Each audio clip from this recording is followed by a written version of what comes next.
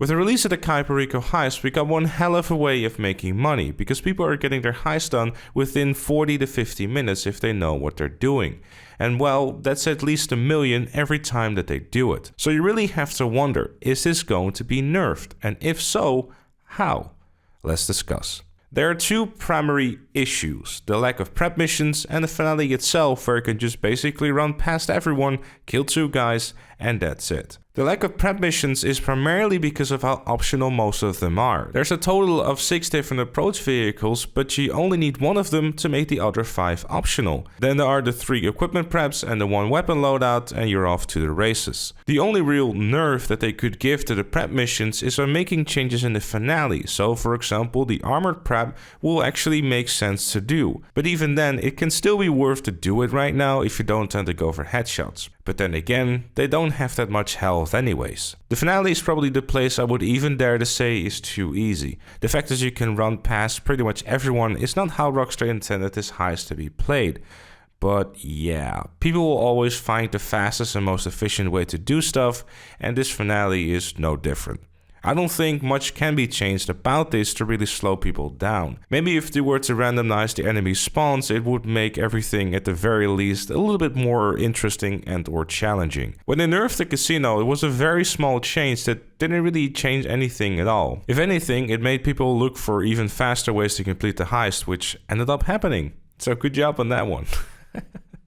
The issue is that most of the people that are watching this have probably got enough experience with the game or just have a good general understanding of the game and or games in general. Primarily because people who watch YouTube and Twitch and especially are watching guides how to do things better are typically a bit more serious about their video games than the average Joe who comes home and plays a few rounds of Call of Duty every night. I'm not bashing Call of Duty, I'm just saying it as an example here. The discussion to be had really comes to light when you have to consider those casual players too. With casual players, I mean those that you see, for example, in Heist with Randoms. They play a little bit here and there, don't bother to look on YouTube how to do things, and really just try to enjoy the game at their own pace. This will likely result into a lot of them thinking that, for example, you have to go out there and get every single approach vehicle prep mission done, the disruption missions, and scope out the entire island for secondary loot, and also try to find every piece of equipment, etc, etc. If you were to do the heist this way, then you'll definitely spend a lot more time than doing it the way that the small amount of the community is doing it at the moment. You know, the meta way. Let's take my heist guide as an example here. And yes, I know I'm not the only one with a guide on the heist, but it currently has 335,000 unique views, meaning that 335,000 individual people have seen the video. While this is very humbling and I'm very grateful and thank you all, I wouldn't be able to do it, you know what I'm trying to say.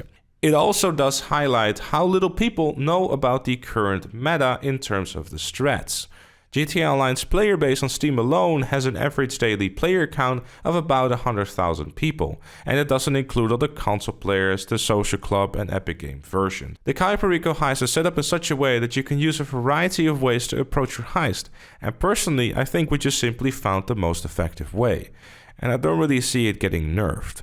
Primarily because Rockstar has to consider the casual player as well, which is definitely the large majority of the player base. Nerfing the Cayo Perico Heist could be done in 2 different ways in my opinion. Giving the guards helmets like in a casino heist, so you're basically forced to do the armor prep, and randomizing and or changing the routes that the guards take within the finale. But even if they were to do this, I don't think it will make much of a difference. The armor prep missions are not long missions at all, and especially those with a Sparrow in a submarine or even the Mark II will be done within minutes. A finale nerf would just mean a day or 2 to figure out what the new way is to do it, and we'll be back where we were. I think a nerf would most likely simply just be pointless, and it would probably do more harm than good to the casual players.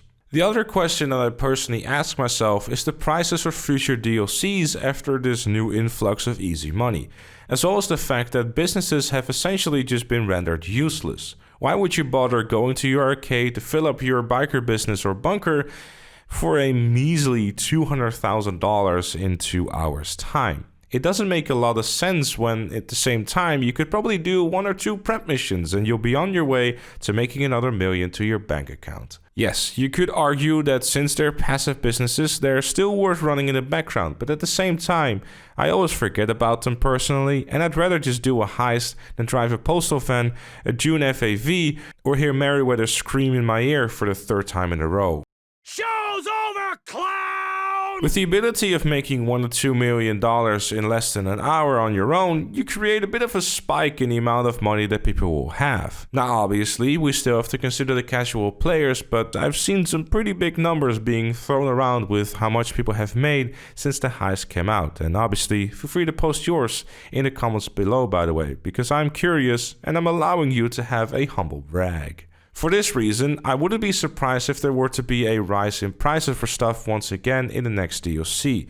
But obviously, Rockstar does have the data of how much people have and or spent. Personally, I would argue that prices have been pretty balanced in the last few DLCs. Yes, I'm gonna have a bunch of people in the comment section of this video going, everything is too expensive. I haven't played in a year and I have 200k on my account. Rockstar, where is GTA 6? I'm upset and I want you to stop taking my children away. You know, those people. But jokes aside for a second, a $1 million go-kart seems pretty expensive, but if you see how easy it is to make money nowadays, I personally think that we've been in much worse metas for sure. Either way, those are just some of my thoughts. Of course, I'd love to know what you think in the comments down below. Leave a like if you enjoyed, subscribe for more, and if you really like what you saw, consider becoming a member, like Arus, Chloe, Ripstakes, and Dr. Strange Love. Join them by clicking the join button down below. Thank you also very much for watching, and I'll see you all later.